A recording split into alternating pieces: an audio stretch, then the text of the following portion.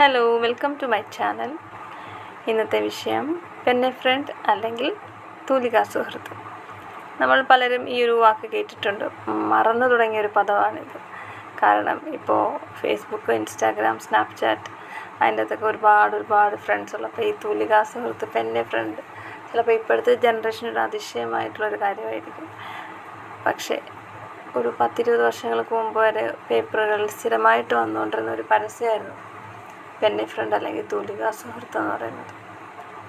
ആരുടെയെങ്കിലും ഒരു നല്ല സുഹൃത്തായിട്ടിരിക്കുക, അല്ലെങ്കിൽ നമുക്കൊരു നല്ല സുഹൃത്ത്, അടിപൊളി ഒരു നല്ല സുഹൃത്ത് ഉണ്ടായിരിക്കുക എന്ന് പറയുന്നത് അത് വളരെ നല്ലൊരു വേറിട്ടൊരു എക്സ്പീരിയൻസ് തന്നെയാണ്. കാരണം ഈ ലോകത്ത് എല്ലാവർക്കും നല്ലൊരു സുഹൃത്തായിട്ടിരിക്കാനും പറ്റത്തില്ല. ആർക്കും ഒരു പക്ഷേ നല്ലൊരു സുഹൃത്തിനെ കിട്ടത്തുമില്ല, ആത്മാർത്ഥമായിട്ടുള്ള സുഹൃത്തിനെ കിട്ടത്തുമില്ല. അങ്ങനെയുള്ളവരുണ്ടെങ്കിൽ വളരെ നല്ല കാര്യമാണ്, വളരെ ഭാഗ്യം ചെയ്തവരാണ്. കാരണം ഈ ലോകത്ത് ഏറ്റവും നല്ല ബന്ധം ഏതാണെന്ന് ചോദിച്ചാൽ സുഹൃത്ത് ബന്ധമാണ്. രക്തബന്ധത്തെക്കാട്ടിലും അല്ലെങ്കിൽ ദാമ്പത്യ ബന്ധത്തിനെക്കാട്ടിലും സഹോദര ബന്ധങ്ങളെക്കാട്ടിലും ഒക്കെ ഏറ്റവും ഒരു ദൈവികമായ ഒരു അംശമുള്ള ഒരു ബന്ധമെന്ന് പറയുന്നത് സുഹൃത്ത് ബന്ധമാണെന്നാണ് ഞാൻ വിചാരിക്കുന്നത്. എനിക്കങ്ങനെയാണ് തോന്നിയിട്ടുള്ളത്. അപ്പോൾ ഒരു പക്ഷേ ഒരു നിസ്വാർത്ഥതയുടെ ഒരു അംശം അതിൻ്റെ അകത്തുള്ളത് കൊണ്ടായിരിക്കാം ഈ സുഹൃത്ത് ബന്ധങ്ങളിൽ.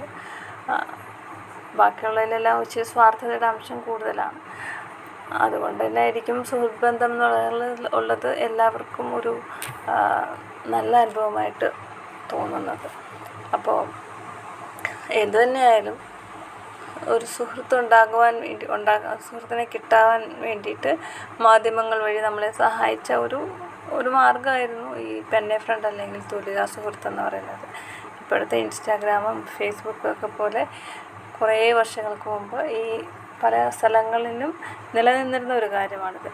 ഒരു പക്ഷേ ഒരുപാട് വർഷങ്ങൾക്ക് ശേഷം, ഒരു പക്ഷേ ഒരു 100 വർഷത്തിനോ അല്ലെങ്കിൽ 50 വർഷത്തിന് ശേഷം ഫേസ്ബുക്ക്, ഇൻസ്റ്റാഗ്രാമൊക്കെ ചിലപ്പോൾ ഒരു ഓർമ്മയായി മാറിയേക്കാം.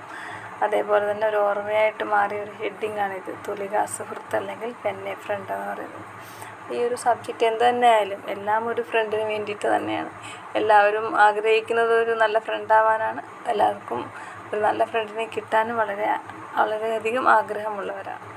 അപ്പോൾ പെട്ടെന്നൊരു ഓർമ്മ വന്നു, തൂലികാ സുഹൃത്ത് അല്ലെങ്കിൽ പണ്ടത്തെ പോസ്റ്റ് കാർഡിലോ അല്ലെങ്കിൽ ഇല്ലൻറ്റിലോ സ്വന്തം കൈപ്പടയിൽ ഹൃദയത്തിലെ വാചകങ്ങളായിട്ട് പലരും എഴുതി കുറിച്ച് പല നല്ല ആത്മാർത്ഥ ബന്ധങ്ങളും കിട്ടിയ പല ആൾക്കാരും നമ്മുടെ ഇടയിൽ ജീവിക്കുന്നുണ്ട്. അപ്പോൾ അവർക്കൊരു ഓരോ പുതുക്കൽ പോലെ വേണമെങ്കിൽ ഈ ഒരു സബ്ജക്റ്റിനെ കരുതാം. എന്ത് തന്നെയായാലും പെൻ എ ഫ്രണ്ട് അല്ലെങ്കിൽ തൂലികാ സുഹൃത്ത് വളരെ നല്ല ഒരു എക്സ്പീരിയൻസ് ആയിട്ട് എടുത്തിട്ടുള്ള ഒരുപാട് ആൾക്കാരുണ്ട്. അവർക്ക് വേണ്ടിയിട്ടാണ് ഈ വീഡിയോ. എന്ത് തന്നെയായാലും നമ്മളെപ്പോഴും നല്ല സുഹൃത്താകാൻ വേണ്ടി ശ്രമിക്കുക, അല്ലെങ്കിൽ നമുക്കൊരു നല്ല സുഹൃത്തിനെ കിട്ടട്ടെ എന്ന് നമുക്ക് ആഗ്രഹിക്കാം. പക്ഷെ അങ്ങനെ ആഗ്രഹിക്കുന്നതിന് മുമ്പ് നമ്മളെപ്പോഴും നല്ല സുഹൃത്തായിരിക്കാൻ ശ്രമിക്കുക. Thank you. God bless you all.